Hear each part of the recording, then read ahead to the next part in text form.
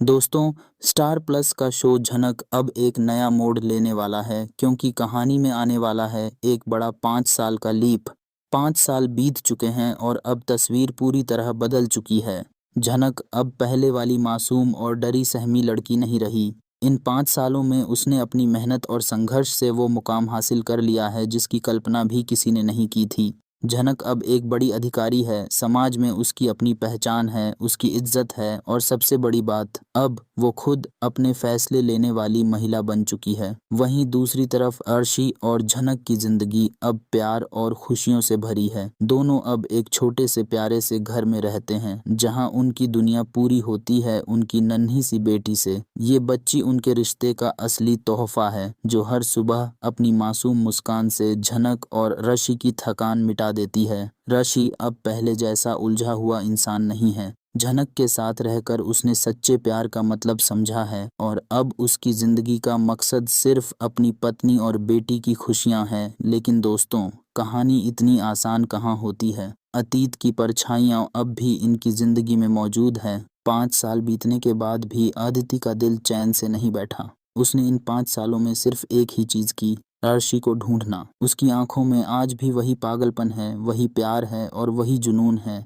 लेकिन अब उस प्यार में जलन और नफरत ज्यादा है। आदित्य जगह जगह पूछती फिरती है, अर्शी कहाँ है, उसने मुझे क्यों छोड़ा।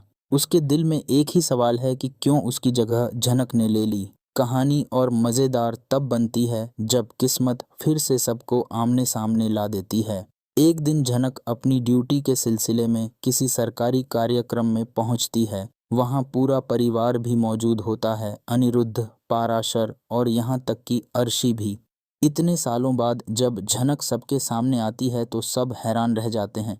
सबको गर्व होता है कि झनक इतनी बड़ी अधिकारी बन चुकी है, लेकिन साथ ही रिश्तों की पुरानी गांठें फिर से खुलने लगती हैं।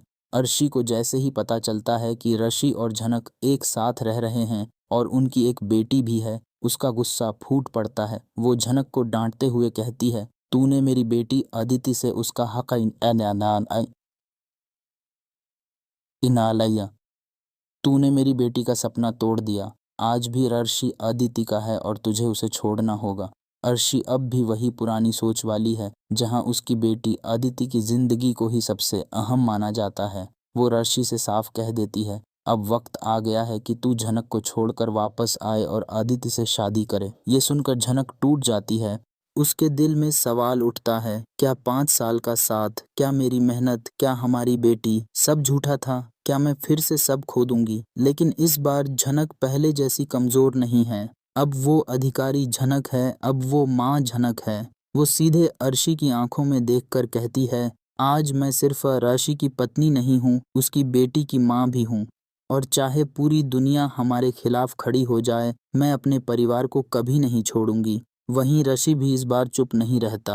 वो सबके सामने खड़ा होकर ऐलान करता है, 5 साल पहले मैं झनक को लेकर गया था क्योंकि मैंने उसे हर दर्द से बचाने की कसम खाई थी। आज भी वही कसम निभा रहा हूँ। झनक मेरी पत्नी है, मेरी बेटी की माँ है और मेरी जिंदगी है। अदिति, माफ करना, लेकिन मैं अब कभी तुम्हारा नहीं हो सकता। ये सुनकर अदिति के सपने चकनाचूर हो जाते हैं। उसका चेहरा आंसुओं से भर जाता है और अर्शी का गुस्सा और भी बढ़ जाता है। आने वाले एपिसोड्स के सवाल यह है दोस्तों, अब आने वाले एपिसोड्स में होगा ज़बरदस्त धमाका। क्या अर्शी और अदिति मिलकर अर्शी और झनक को अलग करने की कोई नई चाल चलेंगी? क्या अनिरुद्ध अब सामने आकर सबको ये बताएगा कि झनक उसकी बेटी है और सच का खुलासा करेगा? और सबसे बड़ा सवाल, क्या ऋषि और झनक अपनी बेटी और अपने प्यार को हर हाल में बचा पाएंगे?